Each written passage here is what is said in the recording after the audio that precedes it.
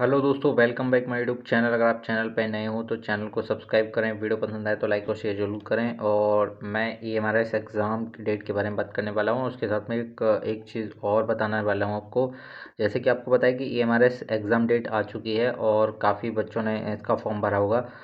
मैंने भी डाला है। तो मेरे साथ जो शायद जो मुझे लगता है कि आयोग की तरफ से क्या मिस्टेक है, या तो इन्होंने जानबूझ के किया है या मुझे समझ में नहीं आता। मोस्टली बच्चों के साथ ही हुआ होगा, क्योंकि देखिए 17 दिसंबर का हॉस्टल वार्डन का पेपर है और उसी दिन आपका जूनियर असिस्टेंट यानी JSA वाला जो पेपर है वो भी है। तो बहुत सारी डेटें हैं। TGT PGT वालों का शायद आई थिंक 23 दिसंबर को है। तो अभी हॉस्टल वार्डन का मैंने दोनों फॉर्म भरे थे, JSA के और हॉस्टल वार्डन के। तो हॉस्टल वार्डन का मैंने जो है लगभग 5 या 6 दिन पहले मैंने चेक किया था। तो उस टाइम मेरा जैसे मैंने देखा था तो 17 तारीख दिखा रहा था। दिल्ली NCT में सुबह की शिफ्ट में मेरा पेपर है। उसके बाद मुझे याद नहीं थी, सच बताऊँ तो मुझे JSA के बारे में पता ही नहीं था कि मैंने JSA का फॉर्म भरा भी है। मैंने फॉर्म भरा था, लेकिन बाद में जब मैंने अपना मेल चेक किया तो मेल पे 2 रजिस्ट्रेशन नंबर थे। तो दूसरा वाला मुझे लगा पता नहीं क्या है।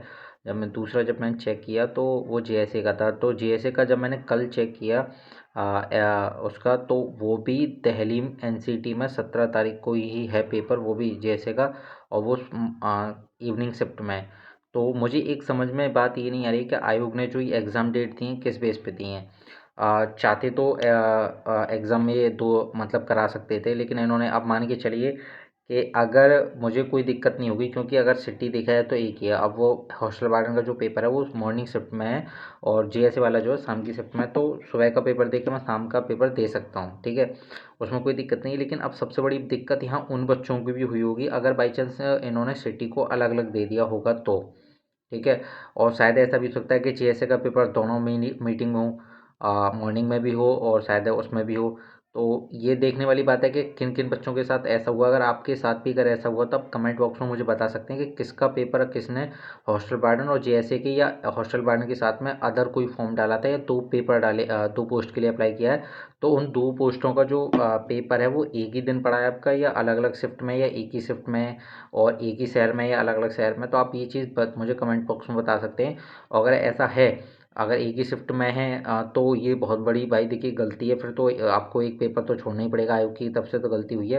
लेकिन अलग अलग में है तो भी मुझे लगता है कि तो भी इनको एक दिन नहीं रखना चाहिए था, इससे अगले दिन पेपर रखना चाहिए था, ठीक है। अब बच्चा इतनी दूर से जाएगा, सुबह का पेपर देगा, फिर शाम के पेपर के लिए फिर उस शहर में वो रुकेगा, शाम का देगा। ट्रेन नहीं मिलती है, जैसे कोई बच्चा दूर का है तो ट्रेन भी ना मिले और बस भी ना मिले। तो एक चीज़ है, तो मुझे बड़ा वो चीज़ लगी। देखिए KVS वगैरह में भी मैंने 2 फॉर्म भरे थे, लेकिन दोनों पोस्ट के लिए जो एग्ज़ाम था मेरा अलग अलग डेट में था। और उन्होंने जैसे नॉन टीचिंग वाले जो थे उनके अलग चले थे, उसके बाद टीचिंग वाले एग्ज़ाम जो थे वो अलग थे। लेकिन इन्होंने पता नहीं क्या किया, मुझे तो कुछ समझ में नहीं आया। तो अगर आपके साथ ये दिक्कत हुई है तो आप कृपया करके, ये मच्छर यार बहुत परेशान कर रहा है आजकल। तो तो आप लोग ये कमेंट में मुझे बता सकते हैं, ठीक है ना। तो एग्ज़ाम डेट आ चुकी है भाई लोग, तैयारी करते रहिए। और इसमें से दोनों ही पोस्ट अच्छी हैं, JSA वाली भी और हॉस्टल वार्डन की भी।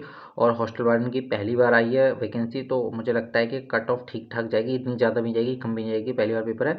तो थोड़ा सा तैयारी के लिए उसमें जो आपका जो पॉक्सो एक्ट जो है वो, और एडमिनिस्ट्रेशन एप्टीट्यूड वाला जो है वो आप एक बार पढ़ लीजिए, तो हो सकता है पेपर निकल जाएगा, ठीक है। ज़्यादा टफ नहीं, JSA का भी निकलेगा।